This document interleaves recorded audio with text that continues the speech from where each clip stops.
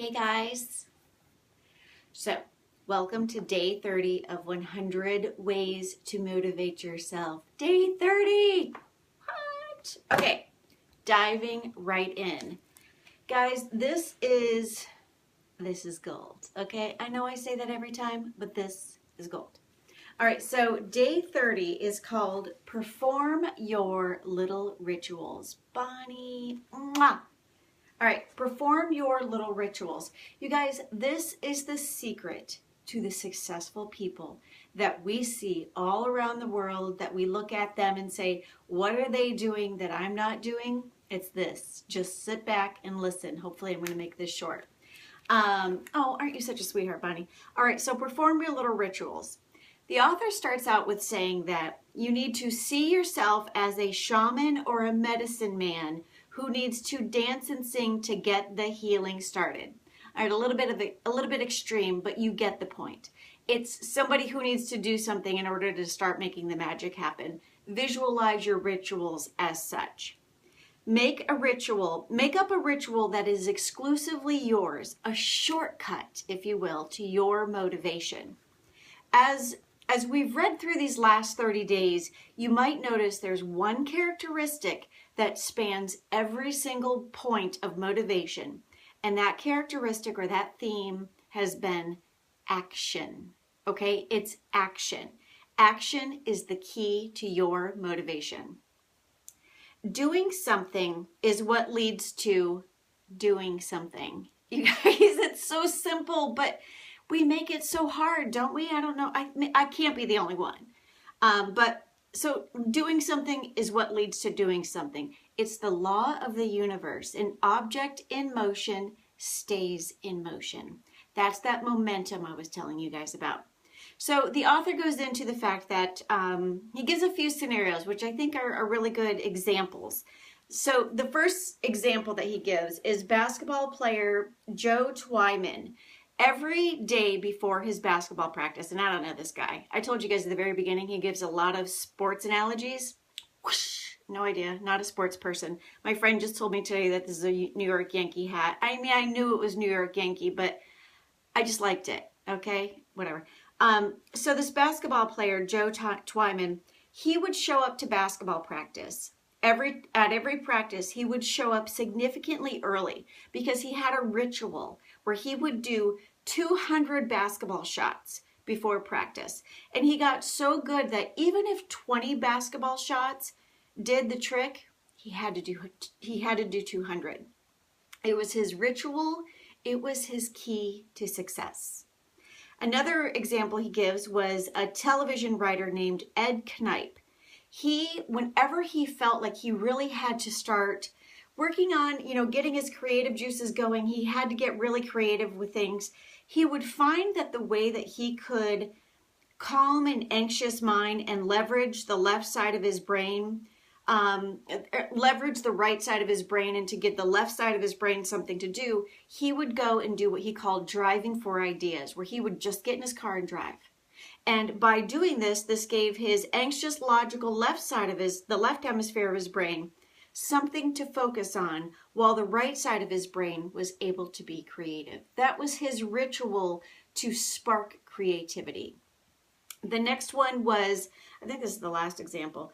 The next one was the composer Glenn Gould. Now this one would drive me crazy, but this composer had a ritual for how he developed new melodies. What he would do is he would go around in one room, and he had a bunch of radios, and he would tune all the radios to a different station. And they were playing music, obviously.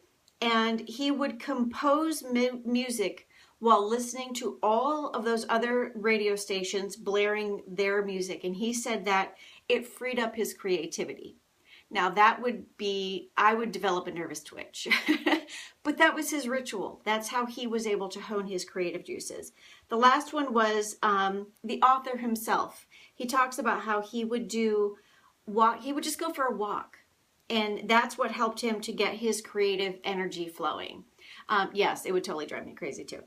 So, we all have a way where when we're stuck, we need to have an outlet. So he's kind of talking about two things. Like when you're stuck, you need to have an outlet to get you back on track. I know for me, I'm no artist. Bonnie, you're an artist. But for me, I go downstairs and I paint canvases with acrylic paint. I don't know what I'm doing at all. I'm not good at it. You don't see my name in a museum anywhere. I'm not selling any artwork. But what it allows me to do is when I'm at a crossroads in my life, I go and I find a creative outlet.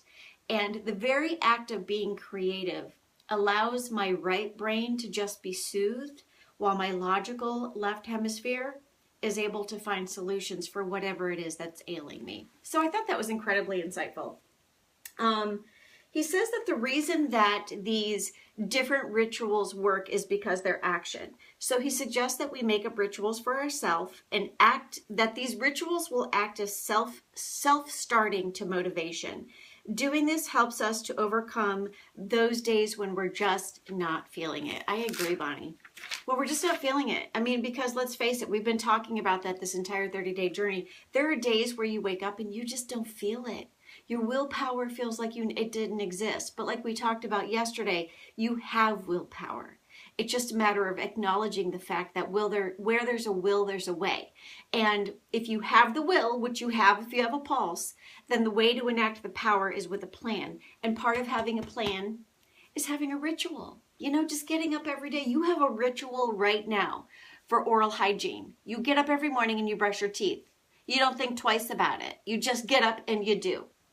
So rituals always override our built-in hesitation. Rituals motivate us because they are predictable and controllable. So even if you're not a writer or a poet or a painter, this still applies to you, because if you think you're not artistic, the author calls that a creative fallacy. He says that everybody's artistic. It doesn't matter if you're just an extreme doodler. Hello, guilty. Just find a creative outlet. If you find that you're stuck, that means that you need to just be alone and get connected. You know, listen to, I don't know, a podcast, or listen to some of your favorite music with headphones and just jam out and doodle and color. Get some crayons and color. Do whatever it takes. You know you. Do you. So for me, what I've done is I've created rituals. I have a morning ritual and I have an evening ritual. And these rituals set me up for success from the perspective of they set the stage at night for my next day. And then once the rituals are done the night before, the next day, the tone of the day is so easy breezy because it's just a ritual that I do. My family's into it. It's just what we do. But like I said, when I stuck, I paint. The author goes on to say, a daily ritual is a way of saying, I'm voting for myself. I'm taking care of me. Rearrange, oh my girl, Bonnie, rearranging the furniture. We're sisters, girl. I could, yeah, seasonally. Your habits are driving your performance, okay? If your performance is not where you want it to be, take a look at what you're habitually doing, because that's the answer. I mean, you can see so simple. You know, just take a look at what you repeatedly do. Like I mentioned, I think yesterday or the day before, what we practice, we get good at. So whatever habits you're doing, whatever you're, doing on a daily basis, that's what's creating your results. Rituals step in when our willpower needs a reboot. Adopt the traits of successful people. Dream bigger, enlarge your vision, get a plan, implement rituals, and step into your greatness. And then the parting thought I have for you is the benefit of rituals far outweigh the burden of beginning them. Because let's face it, starting something new is hard. And the burden of thinking about, oh, did I really commit to doing this it's a crappy feeling. I get it. I know I've been there. But the benefit outweighs the burden. So realize that the benefit's there. It's within your grasp. And just figure out what it is that you need to stop doing, what it is you need to start doing. Just make a plan and start stepping into your greatness. All right, I'll see you guys on day 31. Bye.